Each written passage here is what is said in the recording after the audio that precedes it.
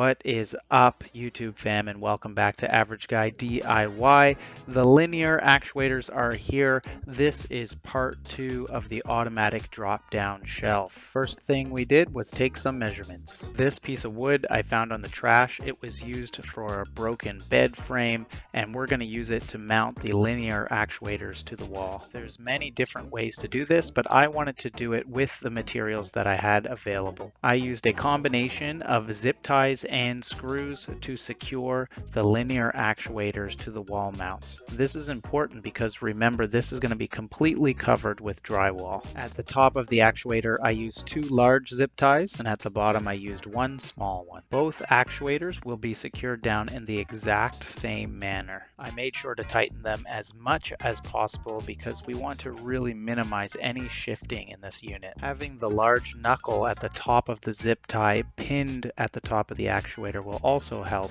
to keep this in place. I lined up the second actuator and I mirrored the exact same holes and positions. This is good for consistency in your projects. Now, around both of these actuators, we are building kind of a wooden frame, and this is where the drywall will mount in front and on the sides as well. So at the end of this project, it will match the rest of the kitchen. It's best for us to leave no room for error or shifting or sliding of any sort.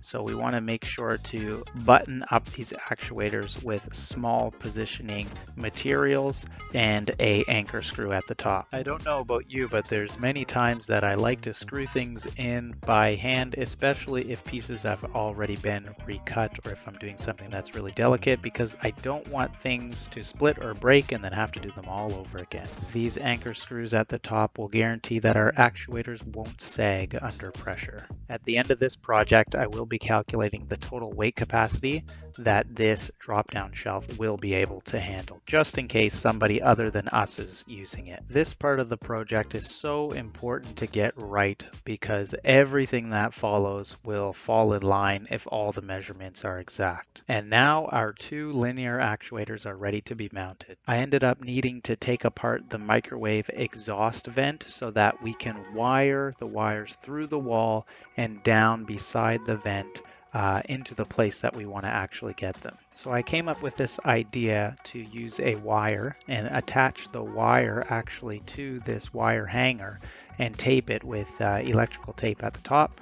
Then what I did is I fed the wire through the wall to position it. It took about 3 or 4 tries and it finally came out in the exact spot that we wanted it to. Now that we know that our wire is in place and accessible, we can mount the linear actuators to the wall. The best part about this is it's very simple. All we're going to do is drill some holes through the mounting plates. We're going to use drywall screws and we're going to mount these right to the wall. I always keep a thin pencil like this handy just so I can feed it through the drilled hole in the wood and mark a point on the wall. This just makes it so much easier than measuring where each hole is individually on these mounting brackets. Here we are just tapping in our drywall anchors. Now we got 2 linear actuators fully installed and ready to be wired.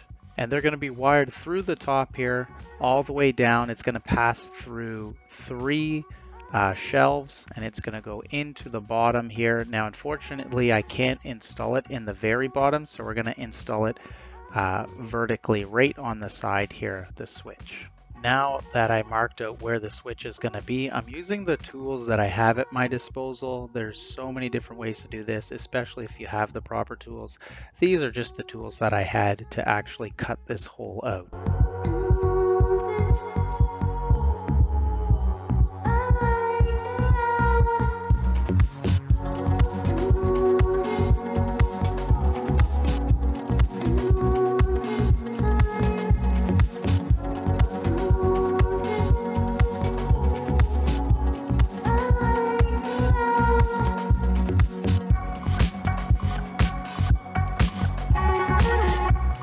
After I got the approximate shape, I just went in there with some sandpaper just to smooth everything out so that the switch goes in nicely.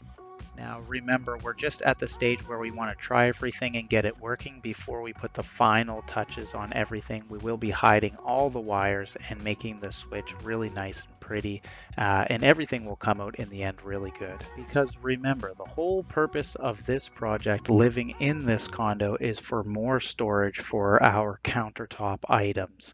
That's something that is very overlooked in a lot of these condos, so this will come in handy, and if I can put the proper finishes on it, it will look really, really nice, and it will be actually a sale point for the condo as well. Now we're just going to feed the wires from top to bottom, keeping in mind all these wires will be hidden, and I'll show you how I'm going to do that in part 3 of this series. You can see that I drilled 3 small holes in between each shelf, and they're actually all in the exact same spot because I placed the shelves on top of one another to drill these holes. At this point in a project like this, you really start feeling really, really good about it, especially if you can get everything working, because a lot of the hard work is done now. Okay, let's do the final wiring and take these actuators for a test ride.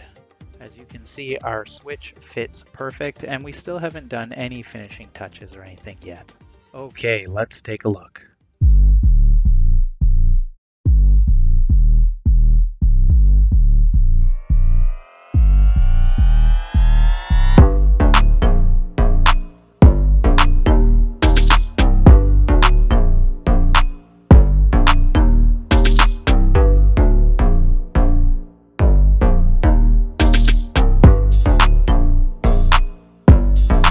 That is awesome. If you haven't already, hit that subscribe button to stay tuned for my next video. Part 3 will be up soon. All the finishes will be done and the shelf will be in place. As always, I appreciate your support. Thanks so much for watching, and you guys take care and enjoy your day. Bye.